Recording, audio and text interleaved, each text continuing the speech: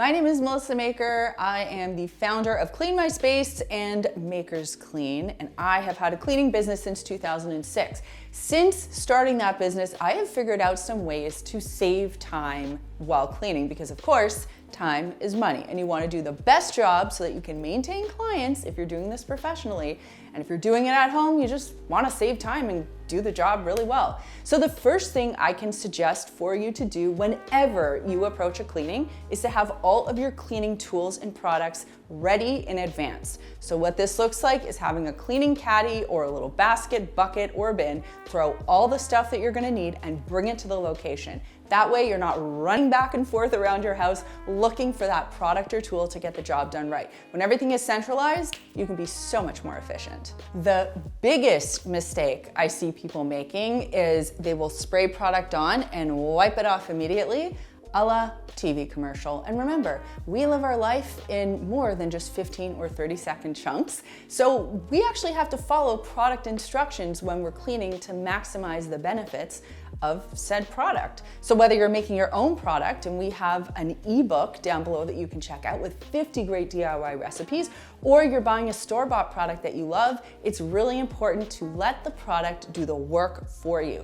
Spray it on, let it sit for a couple of minutes, and wipe it off. I did this the other day. I had jam on my counter. My daughter loves eating jam on everything. There was hardened, crusty jam. So I wasn't gonna sit there, spray on a product and scrub it for 2 minutes. I sprayed it, I walked away, I did some other cleaning stuff. Then I came back to the jam, wiped it off, and it took no time. A huge time waster as a professional cleaner that I would notice about myself, and then I would of course trickle it down into my at-home cleaning, is that I would double clean surfaces. And I see people doing this all the time. You clean a surface, oh, then you notice something and you go right back to it because you still see that mess, and then you're just wasting time and product.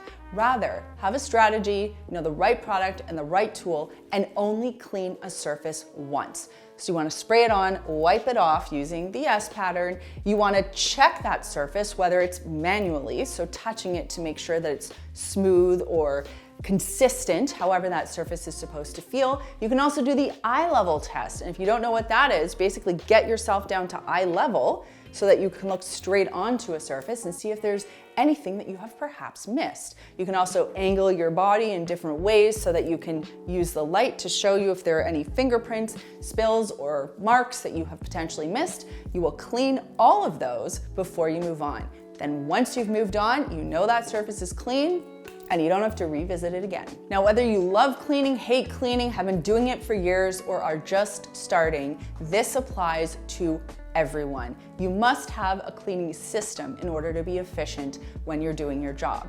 So when I got into professional cleaning, I developed the 3-wave system. And for me, this made the most sense because not only did I have to learn how to clean and get a job done well and on time, and at a profit so that I could rebook clients and build a business, I had to make it trainable. So my 3-wave system essentially covers how to approach a room, how to break it down into different steps, and what order and method to clean in so that you always get everything done without having to think too hard about it. In fact, you just go on autopilot when you clean. And that's what I love about the 3-wave system. You can check mine out. I have an ebook. I'll link to that down below. But whether it's my 3-wave system or someone else's, 10-point system, I don't care what it is, the system is what's gonna save you the time. So these are some of my top pro tips on how to save time when you're cleaning. And that brings me to this week's comment question, which is, what is your #1 time-saving cleaning tip? I would love to know. Illuminate me, illuminate the others, help us all save time when we're cleaning, and let us know your tip down there. If you want to learn how to make some of your own cleaning products, you can check out this playlist right here where we cover how to make some wonderful DIY products.